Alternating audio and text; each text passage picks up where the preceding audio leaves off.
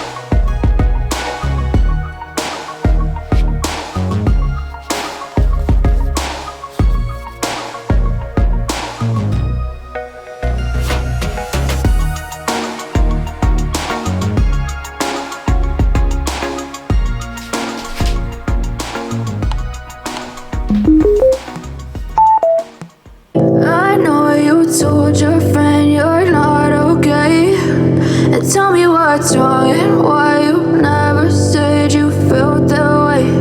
And guess you're trying to stay strong and fake a smile until I look away. But I've known you too long, it hurts to watch your blue eyes fade to gray as you fade away, as you fade away. yeah, I'm about to fade away. Cause every time I wake up I feel like it's Monday. Something's going wrong with all the chemicals up in my brain. All of a sudden I don't look at anything the same way. Gotta build up of my thoughts sitting in an ashtray. I'm sorry that I'm so inconvenient, okay. Just let me be me and I'll stay out of your way. I can see the way you look at me, I'm such a disgrace. I never really asked to be brought into this place. You wanna love me? Well then baby, have a taste. All the highs and the lows, no you'll never be the same. I don't really wanna hurt you, but I can't control the pain. If you're sticking by my side, maybe we could be okay. Okay, maybe you could be the change I need today. I promise that I've never felt this way.